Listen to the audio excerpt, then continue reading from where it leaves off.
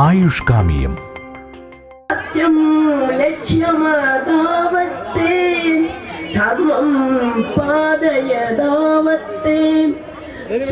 നടത്തത്തെ അപേക്ഷിച്ച ഈ ആസനങ്ങളുടെ അഭ്യാസം അങ്ങനെയൊക്കെ എന്തെങ്കിലും കൂടുതൽ പ്രയോജനം നൽകുന്നതായിട്ട് തോന്നിയിട്ടുണ്ടോ? കുറച്ച് പ്രയോജനം ചെയ്യുന്നതായിട്ട് തോന്നുന്നുണ്ട്.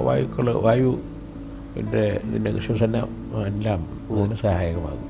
രാത്രിയിൽ അത്താഴം കഴിക്കുന്ന സമയം, രാത്രിയിൽ ഉറങ്ങാൻ കിടക്കുന്ന സമയം, രാവിലെ സൂര്യോദയത്തിൻ്റെ സമയം, അതുപോലെ തന്നെ നിങ്ങൾ ആരോഗ്യവാനാണോ അതോ ഏതെങ്കിലും രോഗം ബാധിച്ചയാളാണോ, ഇങ്ങനെ 4 കാര്യങ്ങളെ ആശ്രയിച്ചാണ് ഉണരേണ്ട സമയം ചിട്ടപ്പെടുത്തേണ്ടത്. ആയുർവേദ ഗ്രന്ഥങ്ങൾ പ്രതിപാദിക്കുന്നതും നമ്മൾക്കെല്ലാം വീട്ടിൽ സ്വയം ഉണ്ടാക്കി ഉപയോഗിക്കാൻ പറ്റുന്നതുമായ ഒരു പൽപ്പൊടിയെ പരിചയപ്പെടാം.